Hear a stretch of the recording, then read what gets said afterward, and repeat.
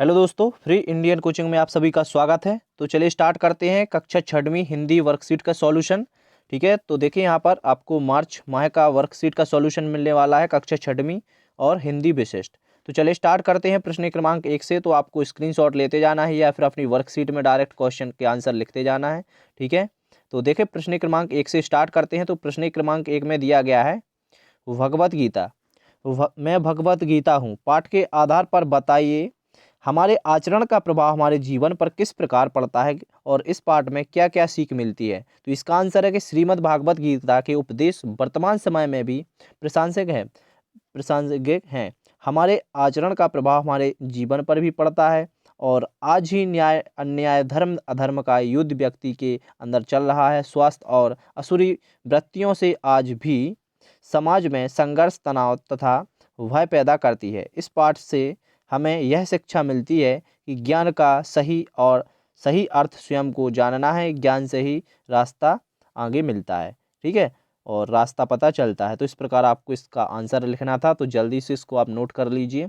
इसके बाद बढ़ते हैं प्रश्न क्रमांक 2 की तरफ। तो प्रश्न क्रमांक 2 में दिया गया है, यदि आपको एक दिन के लिए आपकी कक्षा का शिक्षक बना दिया जाए तो आप कक्षा का संचालन किस प्रकार करेंगे। तो इसका आंसर होगा, यदि मुझे एक दिन के लिए अपनी कक्षा का शिक्षक बना दिया जाए तो मैं विद्यार्थियों को उनकी रुचि के अनुसार उन्हें पसंद मतलब जो उनकी रुचि है पढ़ने में उसी के अनुसार पढ़ाने की कोशिश करूंगा। तो ये सब लिखना है।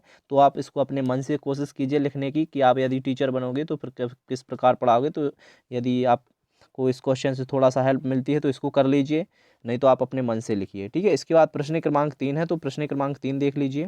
प्रश्न क्रमांक 3 में दिया गया है, किसी कार्य में सफलता प्राप्त करने के लिए क्या करना पड़ता है, पाठ संकल्प के आधार पर बताना है। तो इसका 3 लाइन में आंसर है, तो इसको जल्दी से नोट कर लीजिए। प्रश्न क्रमांक 3 में 2 क्वेश्चन दिए गए हैं, फर्स्ट और सेकंड, तो दोनों के आंसर हैं, आप जल्दी से इनको देख लीजिए। ठीक है, इसके बाद प्रश्न क्रमांक 4 को देखते हैं। तो प्रश्न क्रमांक 4 में दिया गया है, निम्नलिखित शब्दों में सही मात्रा लगाकर शुद्ध रूप लिखिए, वाक्य के प्रयोग कीजिए। तो देखिए यहाँ पर प्रश्न क्रमांक 4 का आंसर, तो इसको आप जल्दी से नोट कर लीजिए। तो यहाँ पर आपको शुद्ध रूप और वाक्य का प्रयोग करना है। ठीक है, तो यहाँ आप देखिए कीमत लिखा गया है, अशुद्ध रूप में लिखा गया है, तो यहाँ पर शुद्ध करके कीमत लिखा गया है और इसका यहाँ पर वाक्य प्रयोग किया गया है। तो इस प्रकार कीमत, फिरंगी, झांसी, उदित और खून, तो इस प्रकार इन सभी का वाक्य में प्रयोग करना था, तो शुद्ध करके तो आप जल्दी से सभी को लिख लीजिए। ठीक है, इसके बाद आगे देखिए, प्रश्न क्रमांक 5 है। तो प्रश्न क्रमांक 5 में है, यदि रूप का प्रचलित नहीं होता, यानी कि यदि रुपये का प्रचलित नहीं होता और रुपये को कागज पर नहीं छापा जाता तो क्या होता। अपने शब्दों में लिखिए, तो इसको अपने शब्दों में लिख सकते हैं या फिर आप इस आंसर को जल्दी से नोट कर सकते हैं।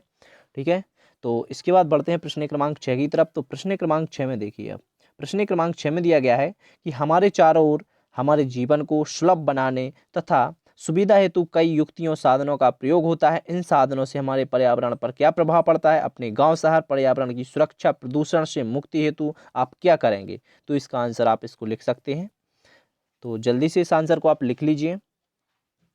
इसके बाद आगे देखते हैं, प्रश्न क्रमांक 7 है। इसमें क्या करना है, आपके पाठ्य पुस्तक पाठ दस्तक दस्तक नामक एक जो पाठ है उसको पढ़िए और पाठ का सार अपने शब्दों में यहाँ पर लिखना है। तो आप अपने आप से करिए। ठीक है, अपनी बुक निकाल लीजिए, दस्तक पाठ में सारांश लिख दीजिए। यहाँ पर प्रश्न क्रमांक 8 देखते हैं। तो प्रश्न क्रमांक 8 देख लीजिए, यहाँ पर दिया गया है, एक गद्यांश दिया गया है। इस गद्यांश का आपको सार लिखना है। यहाँ पर भाषा उसका क्या प्रभाव पड़ा, तो इसका आंसर ये रहा। तो इसको भी आप जल्दी से नोट कर लीजिए। इसके बाद आगे देखते हैं। तो यहाँ पर प्रोजेक्ट कार्य है प्रश्न क्रमांक 9। तो प्रोजेक्ट कार्य में एक तालिका दी गई, तो इसको आप जल्दी से कंप्लीट कर लीजिए। ठीक है, तो तालिका में क्या क्या लिखना है, तो यहाँ पर देखिए, पहले व्यक्तिवाचक में लिख दीजिए राम, भारत और काला सागर, गंगा और मई। ठीक है, इसके बाद में जातिवाचक में वाहन, घड़ी, पुस्तक, भूकंप, गाय।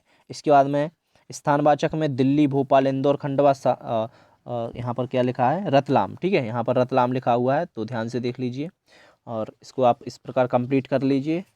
ठीक है, तो इसके बाद भाववाचक में भी आपको लिख देना है कि बुढ़ापा, मिठास और समृद्ध, तो इस प्रकार इसको भी कर लेना है। इसके बाद सेकंड नंबर का क्वेश्चन है मन।